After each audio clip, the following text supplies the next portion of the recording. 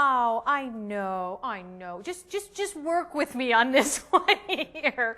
For those of you moms out there who have little babies, how many times have you gone to the grocery store with spit up all over your shoulder? Didn't even know until you got there. I have a solution, and it also makes a great baby shower gift. Let me show you. You have to have one of these designer burp cloths. How cute is this? But wait, there's more. You know what we can do? We can also make matching onesies. I love this idea. I can't tell you how many times, okay, I'll talk to you later, how many times I have made this for friends. That's because somebody made them for me when I had my kids. So let me just give you a little sampling of some of the designs here. I love this. This one is a butterfly. Look at this one. How cute is that? A little matching design here, kind of a little retro. Love this one. Used a little bit of glitter paint there. I used all rubber stamps for these. The big chunky rubber stamps. I love this one. Look at all the little bubbles and the little rubber ducky. And then you can just do random designs. These are just a whole bunch that I stamped and I'm going to give away as a baby shower gift. Fabulous idea. I'm going to show you how to do it. Okay, first thing you want to do is go to the store and buy a package of onesies. And you need to determine what size you want to get. I think I got really the small ones here for, I don't know, 14 or 0 to 3 months or something like that. So it's up to you, however you want to do that. And what you want to do is pick up a package of those and then pick up a package of the cloth diapers. Now you need to be careful because if you're not paying attention to the packaging, you'll end up with a cloth diaper that looks like this. You don't want that one. Unless you can think of something else to do with it, you don't want that one. You want the kind that are pre-folded and padded down the center, and these are perfect. Then what you're going to do is pre-wash them. Make sure that you don't use fabric softener when you pre-wash them. So wash them, get all the stuff out of them, you know, whatever they put in them when you first buy them that makes them kind of stiff. This actually makes the fabric a little bit more receptive to fabric paint. Now, here's what I'm going to do. I'm going to use this paint right here. This is called So Soft. And what I love about it is a water-based acrylic paint, but it's soft. Not like the traditional acrylic paints that are out there. This one is specially made for fabric, and it makes it so the fabric stays nice and soft. So when you go to wipe off their little face, you know, like that, it doesn't hurt. It's still nice and soft. Okay, so we're going to use that kind of fabric paint. Then we're going to use these big chunky rubber stamps. I love these big chunky rubber stamps because they're easy to hold and they work and clean up perfectly. And these in particular, look at this. This came like this, so the designs actually work together, so you can do an overlay if you want. And Rubber Stampede actually did these. So I love these. You can just kind of mix and match, do whatever. Obviously, the one I'm making here is for a little girl, but if you have a little boy, you know what they're having. They have, you know, trucks and planes and all kinds of stuff. So you can, you know, do whatever. So this is the one I'm going to use. I'm going to use the butterfly, which is like this design right here. Now, here's the thing. Do you see I used a whole bunch of different colors here? And I'm going to show you that technique, and that's a super, super easy technique.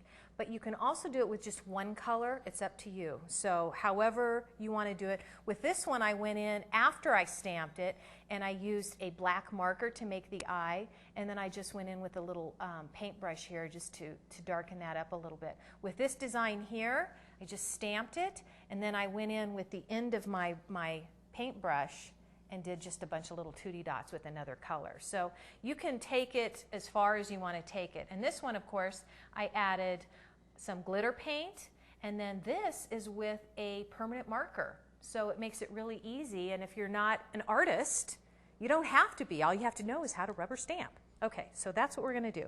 So here's what we're going to do. We're going to do the onesie first, and what you want to do is make sure that you put in a barrier between the top or the front and the back of the onesie, because the paint will go through if you're not careful. Okay, so I'm going to put a little piece of cardboard in there, and then I'm going to pick up a couple different colors of paint, and I like to work off of a paper plate. Okay, just do 3 different colors. You want to make sure maybe you have some paper towels handy, and you also want to make sure that you're not working with clothes that are important to you. Because no doubt, let me get a paper towel here, because no doubt you will end up with paint on your clothes. Okay. I also like to use a couple of different sponge brushes because it's just easier that way. So I probably should have shook that, but oh well. Okay, so we're going to go in and we're going to do 3 colors here. And instead of, I'm not a big fan of taking the rubber stamp and, you know, putting it in my paint like that. I just think it makes a mess because you want to try to avoid not getting the paint, you know, on the background of your design, because if you push hard, it'll show. Okay, I'm going to use this. I'm going to use the same brush. I'm going to use the other side to do the hot pink. And then I'm going to use another brush, and I'm just going to dab this in the center and do the purple. Okay. Oh, drum roll, please. Here we go. Now you can do it straight, cockeyed, whatever you want. I'm going to do this one a little at an angle here. You don't have to push too hard. Go in. Are you ready for the big reveal?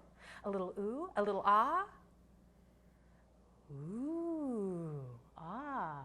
Even Jason, the cameraman, went, nice. You like that? It was pretty cool, huh? Okay, so you're going to want to let this dry. After it dries, you need to heat set it. And the one way you can do that is with an iron. Notice, by the way, here's a little tip for you. I have a craft iron. It's an old iron, and it's only for crafting. But when this is dry, I'm going to take my hot iron and just set this with the heat. And if you want to do them all at the same time after they're all dry, then just throw them all in the dryer and let the dryer set it. Now, I'm going to put this in the sink. Tell you about that a little bit later. Okay. Oh, wait. No, I need that. Because now we're going to do the diaper. Oh, boy. One of those days, guys. Okay. So now we're going to put the diaper out here.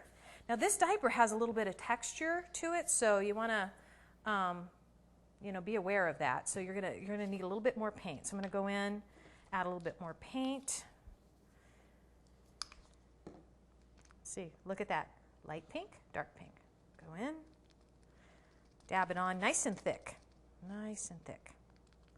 And if you want, you can do something that has like a graduated intensity. You know, you can go ahead and stamp this, and then you could even just stamp it again because it's still going to have a little bit of paint on there. And you get kind of that light-dark technique that I have over here. Okay, so we're going to stamp this one. I'm going to go right here in the center. Okay, turn it around. Stamp that. I'm going to go over here and do it again. It's going to be a little bit lighter, but I don't care. And again, this was pre-washed. No fabric softener. Voila, there you go. Now, I'll throw that in the sink. More on that later. Okay, so there you go. I'm going to let this dry, set it with a hot iron. Oh, one thing I wanted to show you too that's kind of a cool idea. Look, you can do the backside too. So when they're, you know, turned around and you got their little buns in your little hands, like this little monkey guy right here, then they've got that cute little look on their buns. So there you go. Great idea for moms to be. Keeps your shoulders clean, and you look good doing it too.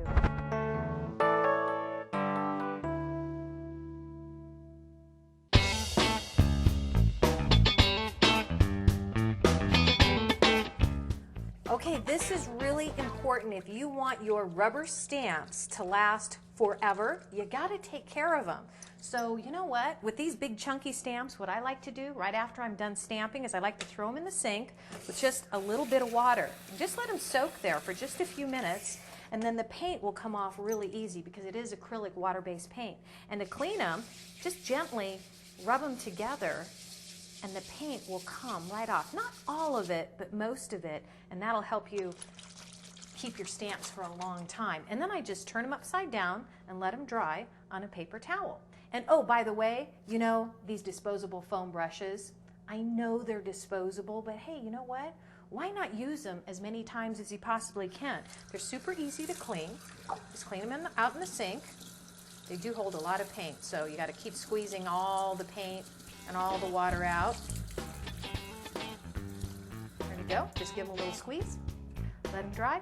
And you can reuse your reusable brushes.